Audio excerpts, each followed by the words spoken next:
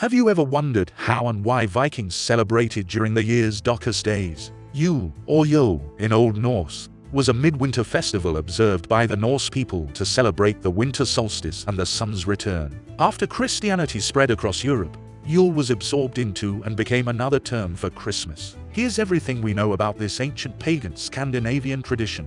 According to the saga of Håkon the Good, Yule was a 3-day midwinter festival. However, other sagas mark it as a 12-day observance. It's possible that due to Christian influence, Yuletide gradually extended to span 12 days and nights. Some scholars believe that Yule would have initially been observed from January 19th to the 21st on today's calendar. However, King Håkon, a devout Christian with plans to convert all of Norway, changed the date of Yule to coincide with Christmas. In doing so, he insisted that everyone celebrate the winter holiday of their chosen faith during that time. The rest of Scandinavia eventually followed suit.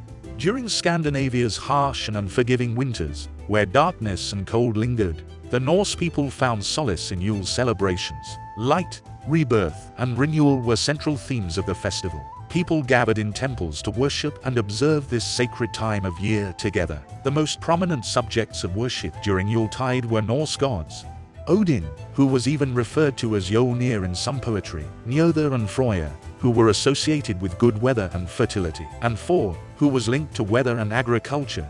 Scholars believe that worship during Yule extended beyond just these gods to include ancestors, fertility deities, elves, and other supernatural beings. Considering the Norse animistic worldview that all living things have a spiritual essence, this would have been a significant time of year to honor both the natural and supernatural spirits of the living world.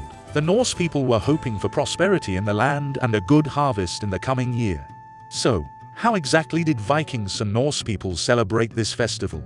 Many historians agree that animal sacrifices were an essential part of Yule tradition. Håkon's saga depicts a ritual blood sacrifice of many farm animals to the gods during this festival. The blood was spattered on idols of the gods and festival goers. This type of sacrifice was known as a bloat and was held at various events throughout the year. However, less common meats such as cow, horse, and boar were sacrificed and served for Yule celebrations. The sacrificial boar was especially significant as boar is sacred to the god Freyja. The meat of these sacrificed animals became the centerpiece of the Yule feast.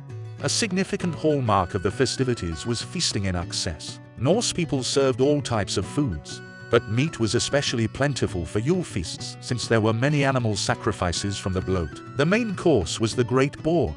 Of course, it wouldn't be a Viking celebration without alcohol. Drinking was such an integral part of the holiday that to drink Yule was a known expression mentioned in poetry. King Håkon even made a law stating that a minimum amount of alcohol had to be consumed by each free man to demonstrate that he was celebrating a holiday. Many toasts to the gods were made during this time as well.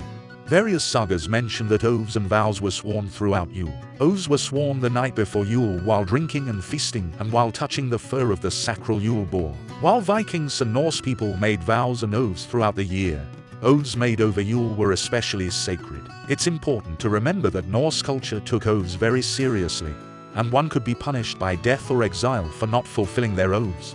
In the saga of Egil, Norse people gave each other customary Yuletide gifts. Clothing was one of the gifts specifically mentioned. Gift-giving, in general, was commonly practiced in Norse society to strengthen bonds of friendship and loyalty between people.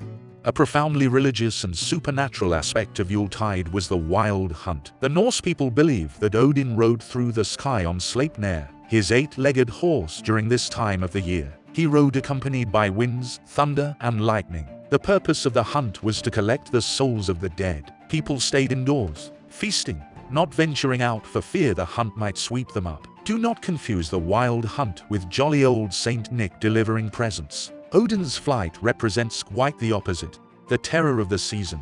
Many sources attribute other winter holiday traditions to the Norse people. However, since these are not well documented or evidenced by archaeology, it's impossible to say whether Vikings and Norse people practiced them. These include customs like burning a Yule log, decorating homes or temples with greenery or simple ornaments, singing or caroling, and the significance of the Yule goat, which could be tied to the god Thor.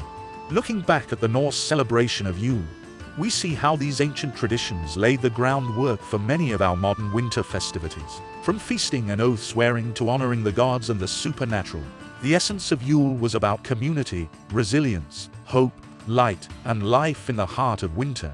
Until next time, stay warm and have a merry and bright Yule. Subscribe for more Viking and Norse content. It lets me know that an audience here finds this content valuable. Thanks.